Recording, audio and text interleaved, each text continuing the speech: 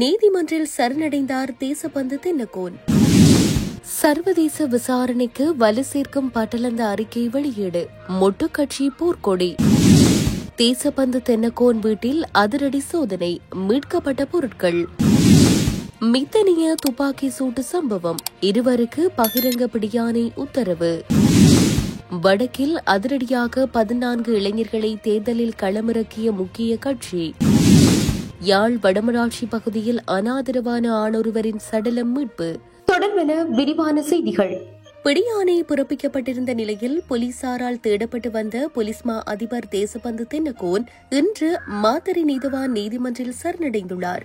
இதேவேளை உயர் நீதிமன்றத்தால் தற்காலிகமாக சேவையிலிருந்து இடைநீக்கம் செய்யப்பட்ட தேசபந்து தென்னக்கோனை உடனடியாக கைது செய்யுமாறு அனைத்து போலீஸ் பொறுப்பதிகாரிகளும் பிரிவு அதிகாரிகளும் மற்றும் துணை போலீஸ் அதிகாரிகளும் பதில் போலீஸ் மா அதிபர் பிரியந்த வீரசூரியவிற்கு அறிவுறுத்தியிருந்தமையும் குறிப்பிடத்தக்கது.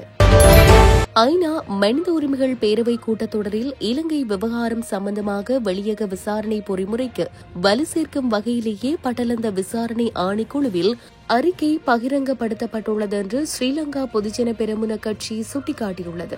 தமிழ் பிரிவினைவாத டயஸ்போராக்கள் சூழ்ச்சியாகவே பல வருடங்களுக்கு பிறகு தற்போது அறிக்கை நாடாளுமன்றத்தில் முன்வைக்கப்பட்டுள்ளது என்று முன்னாள் பொதுமக்கள் பாதுகாப்பு அமைச்சர் சரத் வீரசேகர தெரிவித்துள்ளார். இது தொடர்பில் ஊடகங்களிடம் அவர் மேலும் கூறியதாவது: ஜேவிபியின் தலைவர் ரோஹண விஜயவீர கொல்லப்பட்டமை தொடர்பில் நேரடி சாட்சியம் இருப்பதாக நபரொருவர் கூறியுள்ளார். சந்திரிகா ஆட்சியில் தற்போதைய ஜனாதிபதி அன்ருகுமார் திசாநாயக்க முக்கிய அமைச்சராக இருந்தார். அப்போது பட்டளந்த அறிக்கை தொடர்பில் ஏன் பேசப்படவில்லை? அறிக்கை ஏன் வெளியிடப்படவில்லை? மைத்ரிபால சிறிசேன ஆட்சி காலத்திலும் ஊழல் ஒழிப்பு பிரிவில் அனுர முக்கிய வகிபாகத்தை வகித்தார்.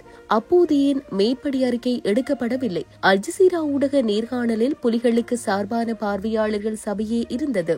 ரணிலை அழைத்து பட்டளந்த அறிக்கை சபையில் சமர்ப்பிக்கப்படவில்லை என்பதை வெளிப்படுத்தி தற்போது அதனை நாடாளுமன்றத்தில் முன்வைப்பதற்கு நடவடிக்கை எடுக்கப்பட்டுள்ளது. ஐநா மனித உரிமைகள் பேரவையில் வெளியக பொறிமுறைக்கான ஏற்பாடுகள் இடம்பெறுகின்றன. சாட்சிகள் திரட்டப்பட்டு வருகின்றன. போருக்கு அரசியல் தலைமைத்துவம் வழங்கிய தலைவர்கள் மற்றும் படையினரை இலக்கு வைத்தே இந்த பொறிமுறை வகுக்கப்படுகின்றது. இவ்வாறானதொரு பின்புலத்தில் பட்டளந்த அறிக்கையை வெளியிட்டு இலங்கை மனித உரிமைகளை மீறிய நாடு என்பதை காண்பிப்பதற்கு களம் அமைத்துக் கொடுக்கப்பட்டுள்ளது. இது காட்டிக் கொடுப்பாகும். மேற்படி அறிக்கையை வெளியிடுவதற்கு பல சந்தர்ப்பங்கள் இருந்தும் இலங்கை தொடர்பில் வெளியக பொறிமுறைக்கு முயற்சிக்கப்படும் முக்கிய வேளையில் அறிக்கை வெளியிடப்படுவது சூழ்ச்சியாகும். இதனை கண்டிக்கின்றோம் என குறிப்பிட்டுள்ளார்.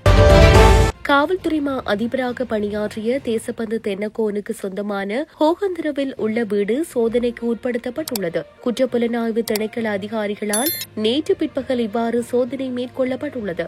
வீட்டில் இருந்த சில சந்தேகத்திற்குரிய பொருட்கள் தொடர்பாக விசாரணைகள் மேற்கொள்ளப்படுவதாக அதிகாரிகள் தெரிவித்தனர். இதேவேளை முன்னாள் காவல்துறை மா அதிபர் தேசபந்து தென்னக்கோனை தேடுவதற்காக குற்றப்புலனாய்வு திணைக்களம் மேலும் 4 விசாரணை குழுக்களை நியமித்துள்ளதாக தெரிவிக்கப்படுகின்றது.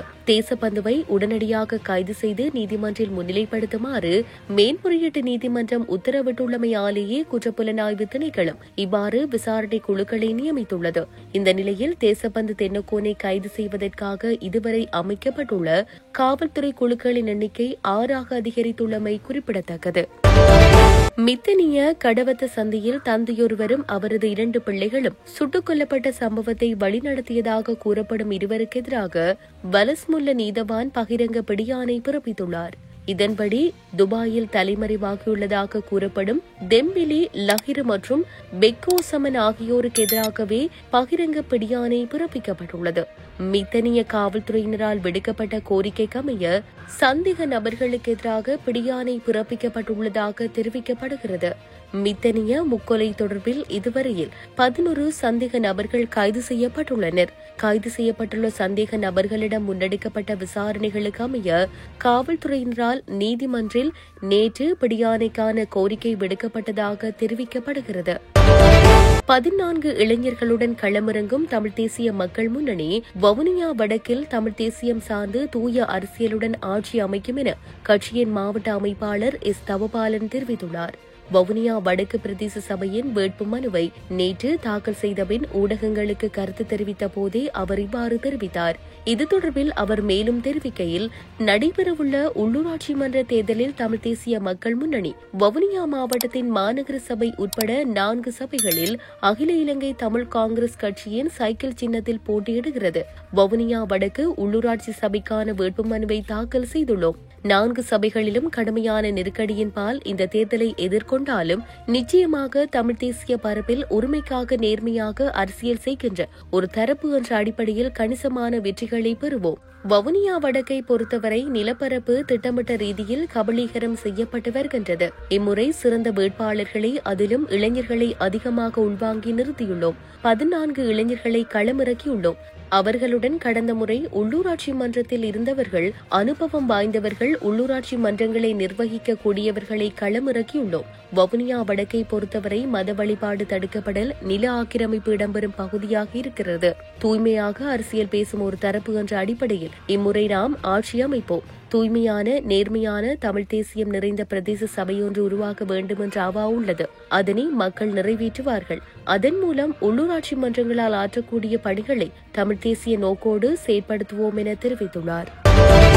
யாழ்ப்பாணம் வடமராட்சியில் கரணவாய் புறாப்பொருக்கி பகுதியில் ஆணொருவரின் சடலம் மீட்கப்பட்டுள்ளது. கரணவாய் புறாப்பொருக்கி எரிபொருள் நிரப்பு நிலையத்திற்கு முன்பாக உள்ள சர்வீஸ் நிலையத்திற்கு பின்புறமாக உள்ள பற்றை காணிக்குள் இருந்தே நேற்று சடலம் மீட்கப்பட்டுள்ளது. 65 வயது மதிக்கத்தக்க ஆணொருவரின் சடலமே இவ்வாறு மீட்கப்பட்டுள்ளது. இவர் இறந்து சுமார் 2 நாட்கள் இருக்கலாம் என ஊகிக்கப்படுகிறது. சம்பவம் தொடர்பாக நெல்லியடி போலீசார் மேலதிக விசாரணைகளை மேற்கொண்டு வருகின்றனர். உக்ரைன் மீதான தாக்குதலை 30 நாட்களுக்கு தற்காலிகமாக நிறுத்த ரஷ்ய ஜனாதிபதி புடின் ஒப்புதல் அளித்துள்ளதாக சர்வதேச ஊடகங்கள் தகவல் வெளியிட்டுள்ளன. இரு நாடுகளுக்கும் இடையில் 3 வருடங்களுக்கு மேலாக போர் நடைபெற்று வருகிறது. தற்போது போர் நிறுத்த பேச்சுவார்த்தைகளுக்கு இரு நாடுகளும் சம்மதிக்கும் நிலையில் தான் உள்ளன. ரஷ்ய உக்ரைன் போர் நிறுத்தம் தொடர்பில் அமெரிக்க ஜனாதிபதி டொனால்டு டிரம்ப் தீவிர முயற்சியில் ஈடுபட்டு வருகின்றார். இந்த நிலையில் அமெரிக்க ஜனாதிபதி டொனால்டு டிரம்ப் மற்றும் ரஷ்ய ஜனாதிபதி புடின் ஆகியோர் தொலைபேசியில் கலந்துரையாடியுள்ளனர். பேச்சுவார்த்தையில் உக்ரைன் போர் நிறுத்தத்திற்கு புடின் ஒரு நிபந்தனை வைத்துள்ளார். அதில் உக்ரைன் போரை முடிவுக்கு கொண்டுவர முழுமையாக அமெரிக்காவுடன் இணைந்து செயற்பட தயார். ஆனால் உக்ரைனுக்கு மேற்கத்திய நாடுகள் ஆயுத உதவிகளை நிறுத்த வேண்டும். போர் நிறுத்தத்தை பயன்படுத்தி உக்ரைன் ஆயுதங்களை குவிக்கக்கூடாது. ஒவ்வொரு புதன்கிழமையும் 175 உக்ரைன் ராணுவ கைதிகளை விடுவிக்கப்படுவர். உக்ரைன் மீதான தாக்குதலை 30 நாட்களுக்கு தற்காலிகமாக நிறுத்த ஒப்புதல் என குறிப்பிட்டுள்ளார்.